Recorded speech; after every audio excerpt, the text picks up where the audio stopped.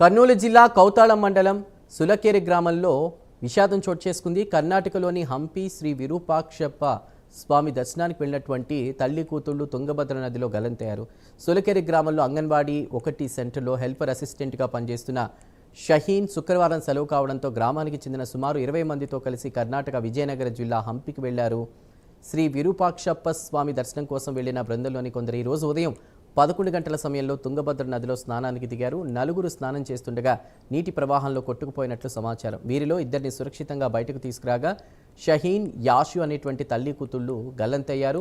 సమాచారం అందుకున్న కర్ణాటక అధికారులు తుంగభద్ర నదిలో గల్లంతైన తల్లి కూతుళ్ల కోసం గాలింపు చర్యలు చేపట్టారు. ఈ ఘటనకు సంబంధించిన సమాచారం సులకేరి గ్రామానికి చేరడంతో గ్రామంలో విషాద ఛాయలు అలుముకున్నాయి. ఈ ఘటనపై గ్రామానికి చెందిన అంగన్వాడీ టీచర్తో పాటు మరో మహిళ ప్రైమ్ 9 న్యూస్తో మాట్లాడుతూ షహీన్, యాషు మంచి వ్యక్తులని, వారు గల్లంతు కావడం ఎంతో బాధాకరం అంటూ పేర్కొన్నారు.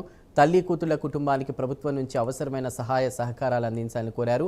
ప్రస్తుతం గల్లంతైన షహీన్, యాషు కోసం తుంగభద్ర నదిలో గాలింపు చర్యలు కొనసాగుతున్నాయి.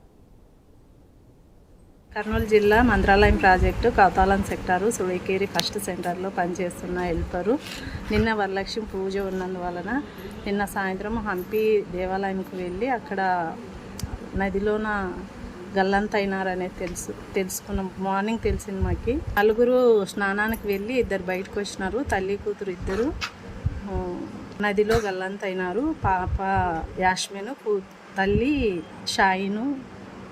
ఇట్లా మాకు తెలిసి బాధగా ఉంది. వీళ్ళు చాలా పేదవాళ్ళు.